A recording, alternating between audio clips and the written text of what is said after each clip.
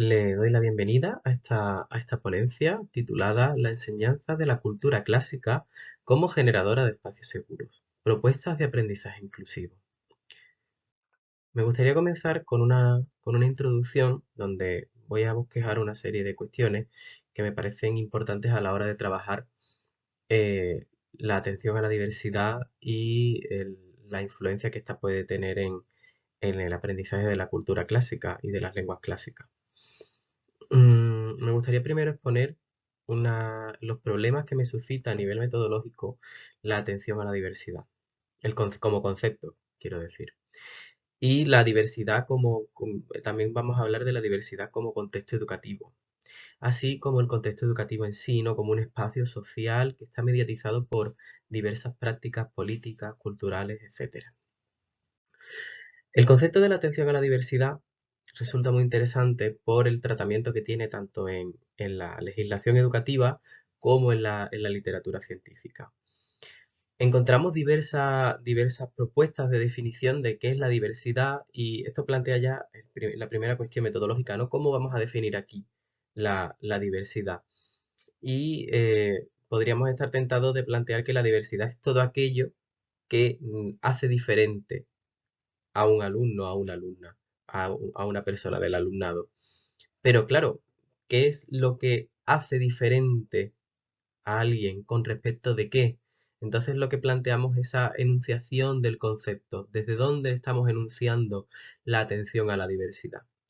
Aquí me gustaría traer a colación la discusión que tiene, o la manera que tiene de plantearlo la profesora Mercedes Sánchez Sainz en su obra Pedagogías Queer, en la que plantea que la atención a la diversidad puede ser empleada como una herramienta para agudizar las desigualdades partiendo desde el concepto de qué es la diversidad. Diversidad a partir de una norma, de un estándar de estudiante o de alumnado claro, y ¿en qué basamos ese criterio? De estudiante modelo, en su desempeño a nivel académico. ¿En qué consiste ese desempeño a nivel académico? ¿Bajo qué metodologías está este desempeño teniendo un resultado o está teniendo una consideración como que es modélica, ¿no? Entonces, este concepto requiere una gran profundización en torno a qué es la diversidad. Y como tal, entendemos que la diversidad es un fenómeno que está presente en todo el alumnado. Es decir, no tenemos que ir a una visión que puede ser algo capacitista o algo clasista de comprender que la diversidad solamente se produce a nivel cognitivo o solamente a nivel socioeconómico cuando se trata de hablar de personas que se encuentran en un punto de discriminación o de marginalización con respecto a lo que consideramos la normativa o el estándar. Entonces, no planteamos educar para la diversidad, sino desde la diversidad, entendiendo que la diversidad está presente en cada uno de los miembros del alumnado, así como del profesorado. Y esto transforma de una forma muy interesante el contexto educativo en un eje de inestabilidad, es decir, si no hay modelos, si no hay cánones, por lo tanto tendemos a desestabilizar el contexto educativo y creo que esto plantea una gran fertilidad a la hora de plantear una educación crítica y de plantear una educación bastante consciente, ¿no? Educar individuos, que es uno, al fin y al cabo, es uno de los, de los principios de la educación según está planteado en la legislación, que es formar individuos con criterio y capaces de integrarse en la sociedad como ciudadanos, conscientes de sus derechos, conscientes de, de su papel, ¿no? dentro de la sociedad. Entonces, el contexto educativo se transforma en un espacio mediatizado, puesto que el alumnado no llega desde un vacío, no hay un vacío político, cultural, así como el profesorado tampoco está exento de tener sus sesgos o sus particularidades. Entonces, el contexto educativo se transforma en un lugar en el que se puede explorar dichas cuestiones, dichas relaciones que se establecen en el espacio a través del contenido. Y aquí es donde planteamos este acercamiento al mundo clásico.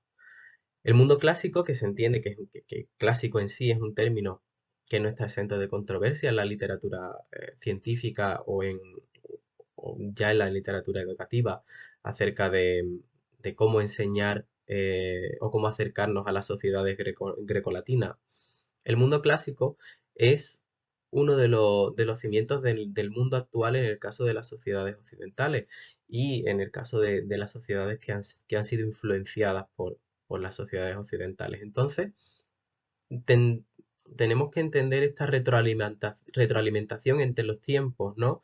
Esta idea de que uno no no habita en el vacío, que es lo que planteábamos antes. Es decir, el contacto entre estos mundos es frecuente y eh, es un intercambio constante de ideas.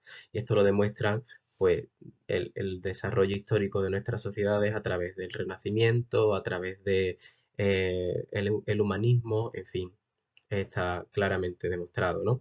Y la idea de que existe un desinterés por el mundo clásico, cosa que es palpable en el sentido de que la enseñanza del latín y del griego se enfrenta a, a la desaparición en planes universitarios, en planes de estudios universitarios, en planes de estudios de secundaria, etcétera.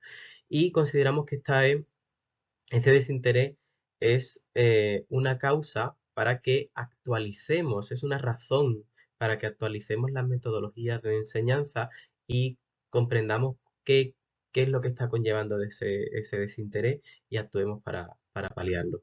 Entonces, el mundo clásico como cimiento de la sociedad lo podemos comprender de la siguiente manera. Las sociedades antiguas han influido política y socialmente en nuestras sociedades y la cultura clásica es un legado material e inmaterial que tiene que ser constantemente examinado y difundido críticamente, como se ha venido haciendo desde las disciplinas de la tradición clásica o la recepción clásica, donde han examinado frecuentemente cómo se transmite la cultura, cómo la aceptamos, cómo la difundimos, qué influye en nuestra interpretación del mundo clásico.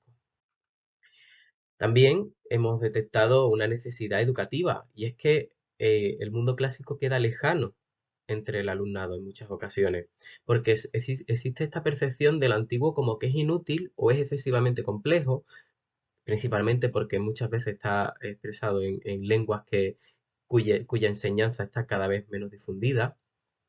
Y entonces existe una aparente desconexión con el mundo actual que genera un desinterés por el mundo clásico, aunque está comprobado a través de iniciativas por parte del profesorado y desde las asociaciones de estudios latinos, de estudios clásicos, cómo existen cada vez más iniciativas para demostrar que el mundo clásico siempre tiene una importante actualidad, ya que no existe, como ya planteábamos, no existe un vacío, no existe una desconexión real, sino que todo un producto de constantes relaciones eh, culturales, sociales y políticas que se van desarrollando a lo largo del tiempo.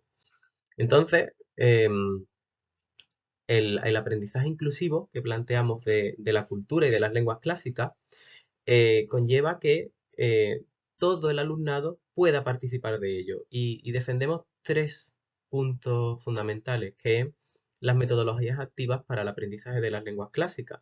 Esto es algo que es un debate que existe en el mundo de la filología clásica, de la enseñanza del latín y del griego en frecuentes congresos de innovación docente aplicado a las lenguas clásicas, que es la idea de que existen metodologías más tradicionales y asentadas como el método de gramática-traducción y hay parte del profesorado que propone unas metodologías activas basadas en el enfoque comunicativo, en fin, en una serie de técnicas y una serie de enfoques que no requieren por parte del alumnado un conocimiento tan científico de las lenguas clásicas, sino primero basado en el uso y en la interacción y posteriormente llega el conocimiento científico para quien quiera cursar estudios de filología, etcétera.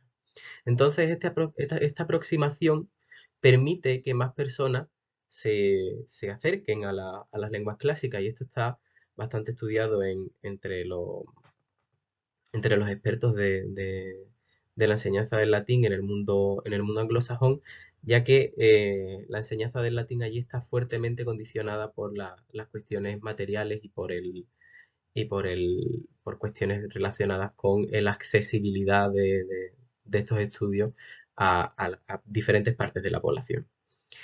Otra cuestión es la integración del mundo clásico en el mundo actual mediante el aprendizaje experiencial. Aquí hay numerosas iniciativas que también vemos por parte del profesorado, como son el aprendizaje, como son técnicas de aprendizaje experiencial, tales como que el alumnado interprete el papel de aprender transformándolo en algo que forma parte de sí mismo a través de campañas para crear, o sea, iniciativas docentes para crear concursos de memes basándose en las redes sociales, o la utilización de materiales como el papiro, crear tablillas de barro, etcétera, que hace que el alumnado no solo aprenda desde la observación desde fuera, sino también interprete, se sienta apelado desde dentro, y así como las iniciativas para involucrar a los centros, no solo los universitarios, sino también los centros de secundaria,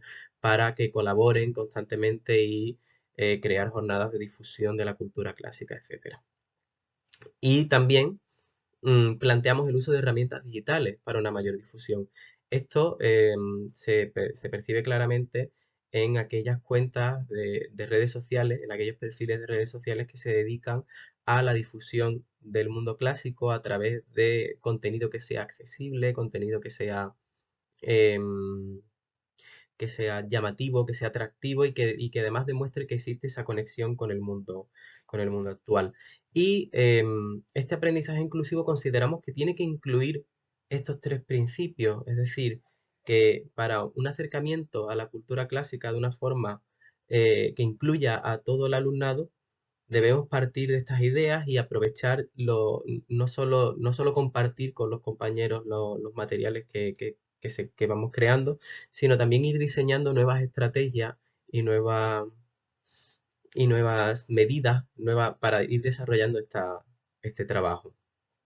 Entonces, como conclusión, planteamos la idea de que el mundo clásico es crucial para comprender qué procesos sociales se han dado en nuestras sociedades que nos llevan o que nos hacen comprender cómo funciona hoy en día la sociedad. Por lo tanto, es un conocimiento que no podemos obviar y que tenemos que ir eh, difundiendo a través de estas metodologías que planteamos y a través de estos principios, ¿no? y fundamentos de difusión. La cultura clásica genera conciencia crítica ante las convenciones sociales y culturales y la organización política y económica, debido a que, en primer lugar, nos estamos asomando a culturas diferentes, a culturas que parten de otras condiciones materiales e inmateriales también, que nos permiten comprender cuáles son las estructuras que operan en nuestra sociedad. Por lo tanto, el mundo clásico es en sí una fuente de diversidad, puesto que nos permite comprender cómo se organiza nuestra sociedad, nos permite observar desde fuera, pero al mismo tiempo entender que también forma parte de del alumnado, ¿no? Que el alumnado comprende que forma parte de sí mismo, esta cultura que recibe.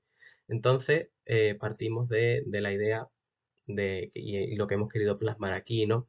Que precisamente tenemos que trabajar esta difusión de la cultura clásica, este acercamiento inclusivo, y evitar que a través de metodologías activas, a través de principios pedagógicos que sean mm, acordes o que satisfagan las necesidades del alumnado, y así fomentar que cada vez que vuelva a difundirse de una forma más extendida, de una forma más extensa, etcétera.